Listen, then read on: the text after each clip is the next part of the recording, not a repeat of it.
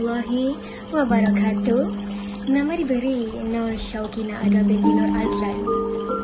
Apa yang dikatakan Al-Quran sebagai penawar? Secara umumnya, Al-Quran yang dikatakan sebagai penawar adalah proses pemulihan segala sesuatu penyakit dengan menggunakan ayat-ayat Al-Quran. Ini dibuktikan sebagaimana firman Allah Subhanahu wa taala dalam ayat 82 surah Al-Isra. Kami turunkan dengan beransur-ansur dari ayat-ayat suci Al-Quran yang menjadi ubat penawar dan rahmat bagi orang-orang yang beriman kepadanya. Allah Subhanahu wa taala menurunkan Al-Quran sebagai kitab hidayah petunjuk mana hak, mana batil, mana benar, mana salah, mana hitam dan mana putih. Ya betul lah ke? Tidak salah. Tetapi Al-Quran terdapat pelbagai aspek lain. Bak kata Syed Abdullah Ad-Daras, seorang pakar tafsir dari Universiti Sultan Al-Azhar Mesir. Ketika engkau membaca Al-Quran, engkau lihat dia seperti permata mutiara yang memiliki banyak sisi. وَنُنَزِّلُ مِنَ الْقُرْآنِ مَا هُوَ شِفَاءٌ. Kami turunkan Al-Quran sebagai syifa. Bila kita lihat kamus, ubat ni sendiri membawa banyak perkataan lain dalam bahasa Arab. Antaranya ialah syifa dan juga dawa. Okey, dawa merupakan ubat-ubatan yang kita peroleh daripada hospital maupun klinik untuk mendapatkan rawatan. Jadi, apa perbezaan syifa dan dawa? Dawa kalau diminum berkemungkinan boleh sembuh dan juga tidak. Berkemungkinan boleh jadi sihat dan sebaliknya menjadi lebih parah. Akan tetapi kalau syifa, tidak akan ada keraguan lagi. Pasti sembuh apa jua penyakit yang dimiliki jika diamalkan.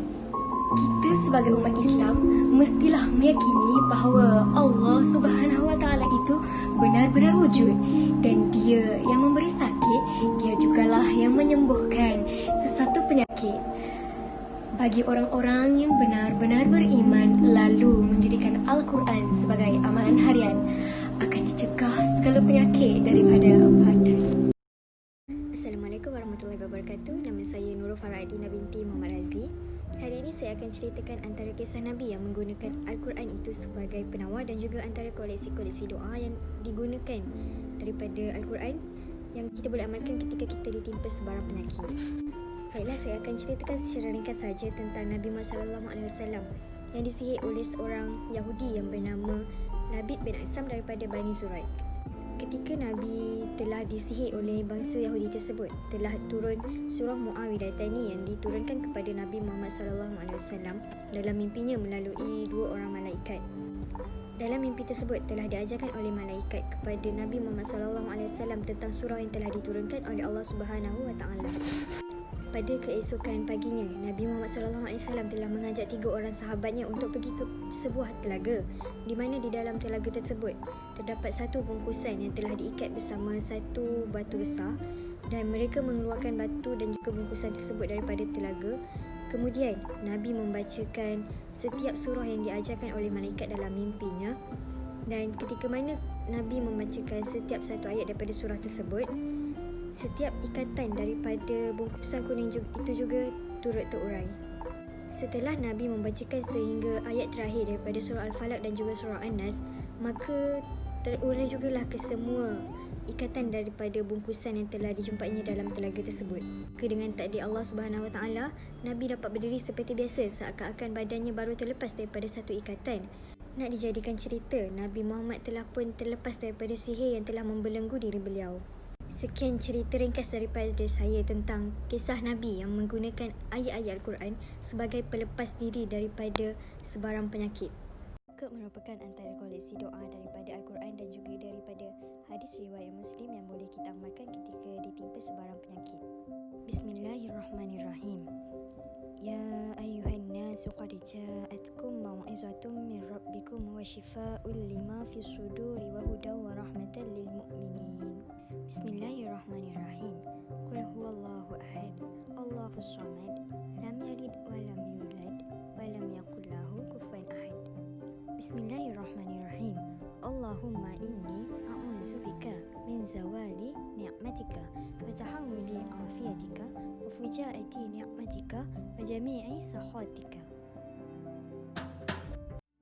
Assalamualaikum warahmatullahi wabarakatuh. Nama saya Siti Nabila binti Zahari. Berbalik kepada tajuk kita, terdapat juga hadis yang berkaitan dengan kebenaran ayat-ayat Al-Quran sebagai penawar. Sebagai contoh, Imam An-Nawawi berkata, sunat membaca Al-Fatihah kepada orang yang sakit berdasarkan hadis Nabi sallallahu alaihi wasallam. Wa ma adraka annaha ruqyah. Maksudnya, tidakkah kamu ketahui bahawa surah Al-Fatihah itu bersifat ruqyah? Riwayat Al-Bukhari dan Muslim. Selain itu, daripada Abu Hurairah radhiyallahu anhu bahawa Nabi sallallahu alaihi wasallam bersabda, maksudnya Allah tidak menurunkan sesuatu penyakit melainkan diturunkan bersamanya penawar. Riwayat Al-Bukhari. Selain itu, terdapat juga hadis lain daripada Anas bin Malik radhiyallahu anhu bahawa Nabi sallallahu alaihi wasallam bersabda, maksudnya sesungguhnya Allah ketika menciptakan penyakit, diciptakan juga penawar, maka berubatlah kamu. Riwayat Ahmad. Kesimpulannya, memang terdapat hadis yang sahih menyatakan bahawa setiap penyakit yang diturunkan oleh Allah Subhanahu Wa Taala pasti akan diturunkan penawar bersamanya.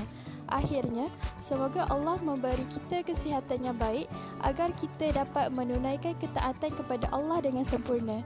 Sekian saja daripada saya.